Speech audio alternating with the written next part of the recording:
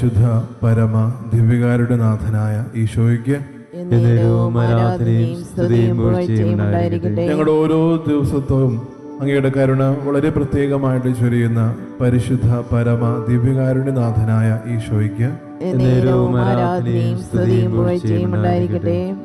ഓരോ ദിവസവും സ്നേഹത്തോടെ ഞങ്ങളെ ചേർത്ത് പിടിക്കുന്ന പരിശുദ്ധ പരമ ദിവ്യകാരുടെ നാഥനായ ഈശോയ്ക്ക്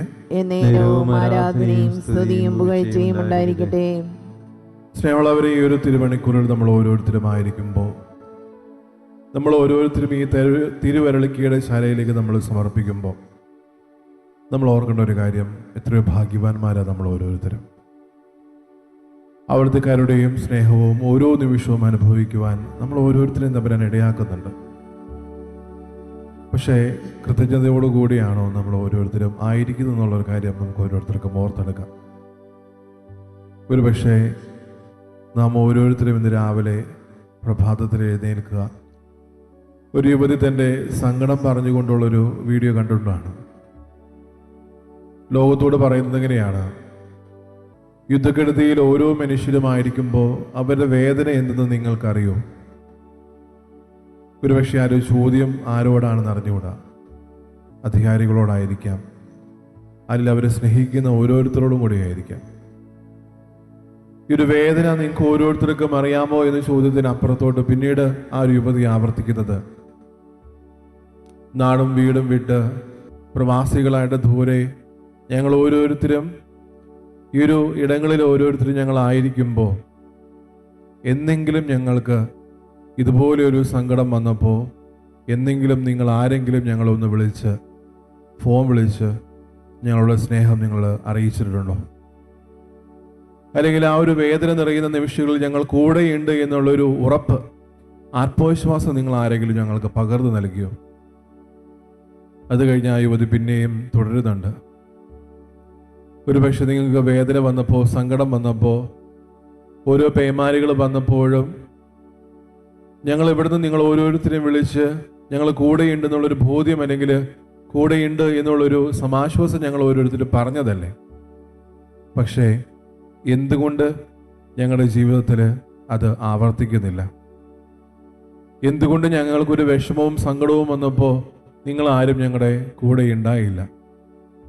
വളരെ സങ്കടത്തോടു കൂടി ഒരു കാര്യം പറഞ്ഞു വെക്കുമ്പോൾ നമ്മൾ ഏറ്റവും കൂടുതൽ ഓർക്കേണ്ടത് നമ്മുടെ ജീവിതത്തെയാണ്. ഒരുപക്ഷെ എത്ര സ്നേഹം പകർന്നിട്ടും അല്ലെങ്കിൽ എത്ര കാരുണ്യം നമ്മുടെ ജീവിതത്തിലേക്ക് തമ്പുരാൻ ചൊരിഞ്ഞിട്ടും ആ ഒരു സ്നേഹത്തെ, കാരുണ്യത്തെ നമ്മൾ എന്തെങ്കിലും ഒന്ന് വാരി പുണർന്നിട്ടുണ്ടോ? അല്ലെങ്കിൽ കൃതജ്ഞതയോടുകൂടി ഓരോ നിമിഷവും എൻ്റെ ജീവിതത്തിൽ സ്നേഹത്തോടും കാരുണ്യത്തോടും കൂടി തമ്പുരാൻ ചേർത്ത് പിടിക്കുന്നതിനെ ഓർത്ത് കൃതജ്ഞതയോടുകൂടി നമ്മൾ എന്തെങ്കിലും ആയിരുന്നിട്ടുണ്ടോ? ഒരു നിമിഷമെങ്കിലും. ഈ ഒരു മണിക്കൂറിൽ ഒരു പക്ഷേ സ്വർഗം നമുക്ക് വേണ്ടി തുറക്കപ്പെട്ട നിമിഷമാണ്.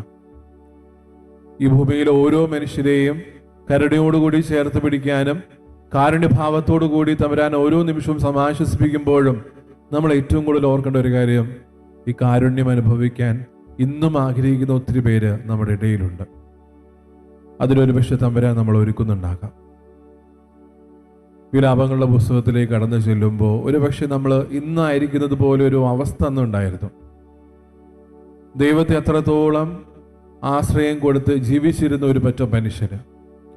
പക്ഷേ ജെറുസലേമിന് ചുറ്റും ഓരോ നിമിഷവും അക്രമികൾ ആക്രമിക്കപ്പെടുമ്പോഴും വേദനയിൽ അമരുമ്പോഴും അവരെ ഉറ്റവര് പല രീതിയിലും മരണപ്പെടുമ്പോഴും അവരെ ഏറ്റവും കൂടുതൽ ദൈവത്തെ തള്ളി പറഞ്ഞുകൊണ്ട് ചോദിച്ചത് ദൈവം ഉണ്ടോ ഇല്ലയോ എന്നുള്ളൊരു ചോദ്യമാണ്. ഒരു പക്ഷേ കാലങ്ങൾക്കിപ്പുറം നമുക്കറിയാം, ഏതെങ്കിലും ഒരു വേദനയും സങ്കടവും അല്ലെങ്കിൽ നമ്മൾ പിടിച്ചുലയ്ക്കുന്ന അല്ലെങ്കിൽ നമ്മുടെ കാല് വഴുതി പോകുന്ന ഏതെങ്കിലും ഒരു അവസരവും അല്ലെങ്കിൽ ഒരു സാഹചര്യം വരുമ്പോഴും പലപ്പോഴും നമ്മൾ ദൈവത്തെ പഴിക്കാറാണ് പതിവ്. പക്ഷേ അതിനപ്പുറത്തോട് നമ്മളൊന്ന് ചിന്തിക്കേണ്ടത്, എന്നെങ്കിലും ഞാൻ കൈവിട്ടു പോകുന്ന നിമിഷങ്ങളിൽ എന്തെങ്കിലും തമ്പുരാൻ എന്നെ കൈപിടിച്ച് ഉയർത്തിയപ്പോൾ കൃതജ്ഞതയോടുകൂടി അവിടുത്തെ ഞാനൊന്ന് നോക്കിയിട്ടുണ്ടോ? കൃതജ്ഞതയോടുകൂടി ഞാൻ എന്തെങ്കിലും തമ്പുരാനോട് നന്ദിയോടുകൂടി ഞാൻ ആയിരുന്നിട്ടുണ്ടോ? നമ്മൾ ഓരോരുത്തരും ഓർക്കേണ്ട ഒരു കാര്യമാണ്. വിലാപങ്ങളുടെ പുസ്തകത്തിൽ ഒരുപക്ഷെ ജെറമിയ പ്രവാചകൻ ഇത് ആലേഖനം ചെയ്യുമ്പോൾ, എഴുതപ്പെടുമ്പോൾ ഈ ഒരു വിലാപങ്ങളുടെ കാര്യങ്ങൾ പലതും പറഞ്ഞു വെച്ച് കഴിഞ്ഞ് അല്ലെങ്കിൽ ആ ഒരു മക്കളുടെ സങ്കടവും രോധനവും എല്ലാം എഴുതി വെച്ചതിന് ശേഷം ഒരു പ്രത്യാശയുടെ സുവിശേഷം അവിടെ ചേർത്ത് വെക്കുന്നുണ്ട് 3-ാം അധ്യായത്തിൽ. ഒരു പക്ഷെ നമ്മൾ കാരുണ്യത്തെ പറ്റി സംസാരിക്കുമ്പോൾ അല്ലെങ്കിൽ ദൈവകരുണയെ പറ്റി സംസാരിക്കുമ്പോൾ ഏറ്റവും കൂടുതൽ ഓർക്കേണ്ട ഒരു കാര്യം അതാണ്. അവിടുത്തെ കാരുണ്യം ഓരോ പ്രഭാതത്തിലും പുതിയതാണ്. എന്തൊക്കെയോ എൻ്റെ ജീവിതത്തിൽ കടന്നുപോയി, അല്ലെങ്കിൽ എത്രയോ സങ്കടങ്ങളിൽ കൂടെ ഞങ്ങൾ ഓരോരുത്തരും കടന്നുപോയി, പക്ഷേ അവിടുത്തെ കാരുണ്യം ഓരോ പ്രഭാതത്തിലും പുതിയതാണ്. ഹൃദയം എപ്പോഴും ചേർത്ത് പിടിക്കേണ്ട ഒരു കാര്യമാണ്. അവിടുന്ന് ഓരോ ദിവസവും കാരുണ്യത്തോടു കൂടി എന്നെ ചേർത്ത് പിടിക്കുന്നുണ്ട്. പക്ഷേ പലപ്പോഴും നമുക്കറിയാം, ഒരു ആത്മവിശ്വാസം പലപ്പോഴും നമുക്ക് ഇല്ലാതെ പോകുന്ന അവസരങ്ങൾ നമ്മുടെ ജീവിതത്തിൽ നിരവധിയാണ്. എന്തുകൊണ്ടാണ്? 21 മണിക്കൂറിൽ ഈശോയുടെ സന്നിധിയിൽ നമ്മൾ ഓരോരുത്തരും ആയിരിക്കുമ്പോൾ തിരിഞ്ഞു നോക്കാം. എൻ്റെ ജീവിതത്തിൽ തമ്പുരാൻ കാരുണ്യത്തോടു കൂടി എന്നെ ചേർത്ത് പിടിച്ചപ്പോൾ ഞാൻ ആ കാരുണ്യത്തോടു കൂടി തമ്പുരാനെ തിരിച്ച് എൻ്റെ ജീവിതത്തിലേക്ക് സ്വീകരിച്ചിട്ടുണ്ടോ? ഒരുപക്ഷേ വിലാപങ്ങളുടെ പുസ്തകത്തിൽ ജെറമ്യാ പ്രവാചകൻ പറയുന്നത് പോലെ ഓരോ പ്രഭാതത്തിലും അത് പുതിയതാണ്. അവിടുത്തെ സ്നേഹം ഒരിക്കലും അസ്തമിക്കുന്നില്ല. കാരണം ആ ഒരു മക്കൾ അത്രത്തോളം വേദനയിൽ കടന്നു പോകുമ്പോൾ പ്രത്യാശയുടെ ഒരു അനുഭവവും സുവിശേഷവുമായിട്ട് ജെറമ്യാ പ്രവാചകൻ അവരെ ചേർത്ത് പിടിക്കുമ്പോൾ അവരോട് പറയുന്നത് അങ്ങനെയാണ്: യഹോവ നിങ്ങൾ ഒരിക്കലും തഴയുകയില്ല. അവിടുത്തെ സ്നേഹം ഒരിക്കലും അസ്തമിക്കുന്നില്ല. ഒരുപക്ഷെ വിശുദ്ധ ഗ്രന്ഥം മുഴുവനും പരിശോധിക്കുമ്പോൾ നമ്മൾ ഏറ്റവും കൂടുതൽ കാണേണ്ടതും ശ്രദ്ധിക്കേണ്ടത് ഈ വിശുദ്ധ ഗ്രന്ഥത്തിൽ ഉടനീളം നമ്മൾ ഓരോരുത്തരും പറയുന്നത് ഒരു പ്രണയ കാവ്യമാണ്. ദൈവത്തിന് മനുഷ്യരോടുള്ള പ്രണയം ഒരുപക്ഷെ ഭൂമിയിൽ ഒരു മനുഷ്യന് പോലും നിർവചിക്കാനാവാത്ത വിധത്തിൽ എത്രത്തോളം സ്നേഹത്തോടെ ചേർത്ത് പിടിക്കാവോ അത്രത്തോളം ദൈവം ഓരോ മനുഷ്യനെയും ചേർത്ത് പിടിച്ചു. പക്ഷേ പലപ്പോഴും ആ സ്നേഹത്തെ നിർണയിക്കുന്നതും അല്ലെങ്കിൽ അതിലൊരു അളവുകോൽ എന്ന രീതിയിൽ നമ്മൾ നോക്കുന്നതും എൻ്റെ ജീവിതത്തിൽ വിഷമങ്ങളും സങ്കടങ്ങളും ഇല്ലാത്ത നിമിഷങ്ങളാണ്. എന്തുകൊണ്ട് എൻ്റെ ജീവിതത്തിൽ ഒരു വേദനയും സങ്കടവും അല്ലെങ്കിൽ ഒറ്റപ്പെടലും ഞാൻ അനുഭവിക്കുമ്പോൾ അത് ദൈവം എൻ്റെ ജീവിതത്തിൽ അനുവദിച്ചതാണെന്നുള്ളൊരു കാര്യത്തോടു കൂടി നമ്മൾ അതിനെ ഹൃദയത്തിലേക്ക് സ്വീകരിച്ചുകൂടാ. പലപ്പോഴും നമുക്ക് പറ്റുന്ന ബുദ്ധിമുട്ടാണ്. ഞാൻ വിശ്വസിക്കുന്നു എന്ന് പറയുന്നതോടൊപ്പം തന്നെ ഞാൻ വിശ്വസിക്കുന്ന ദൈവത്തെ തള്ളിപ്പറയുക കൂടി നമ്മൾ ചെയ്യാറുണ്ട്.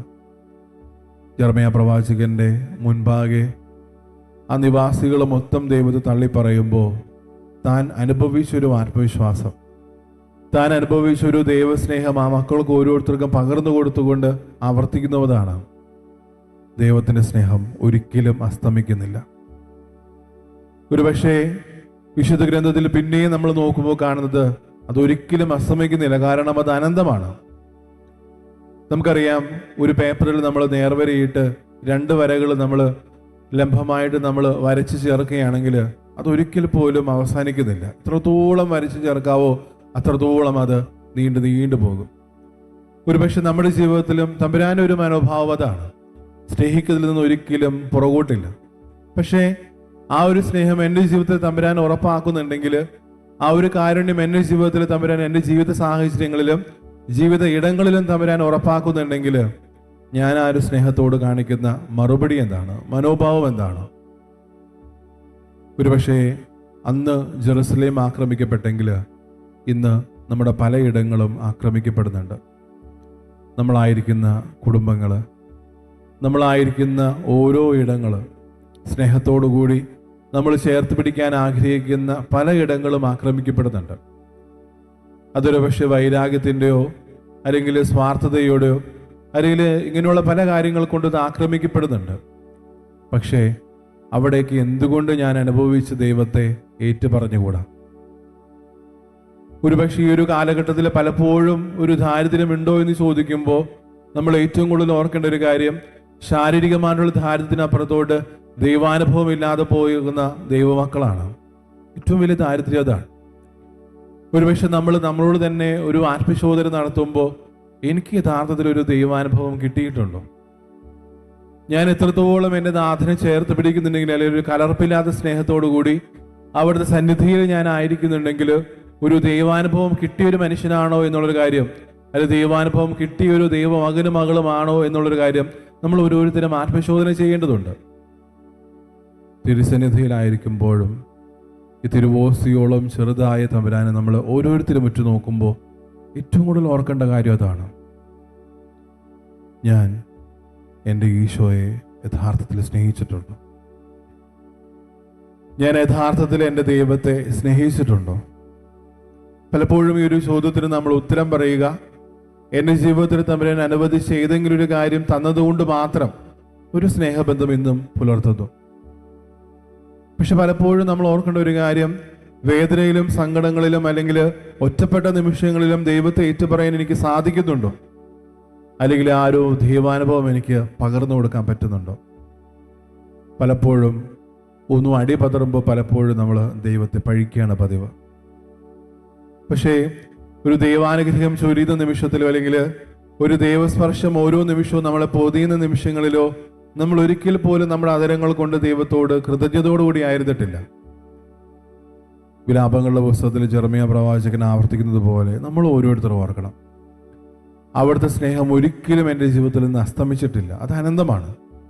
ദിവ്യകാരുണ്യ ആശീർവാദം സ്വീകരിക്കാൻ പോകുമ്പോൾ സ്നേഹമുള്ളവരെ, കാരുണ്യം ആഗ്രഹിച്ച് പ്രാർത്ഥിക്കുന്ന എല്ലാവരെയും നമുക്ക് ഈ തിരുമണിക്കൂറിൽ തമ്പുരാന്റെ തിരുസന്നിധിയിലേക്ക് നമുക്ക് ചേർത്ത് വയ്ക്കാം.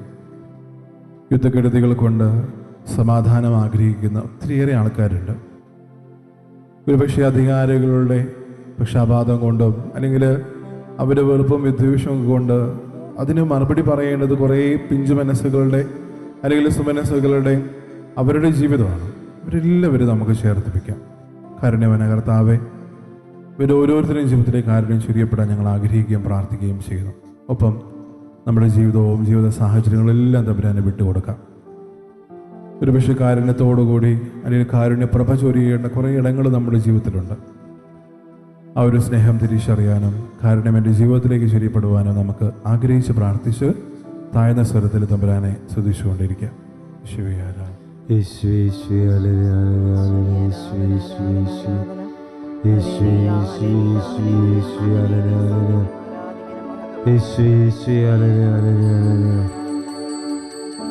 ആരാധന ആരാധന ആരാധന യേശുനാഥ, പരിശുദ്ധ പരമമാ ദിവ്യകാരുണ്യമേ, എന്നുമെന്നും അങ്ങേക്കാരാധന, എന്നുമെന്നും അങ്ങേക്കാരാധന, എന്നുമെന്നും അങ്ങേക്കാരാധന.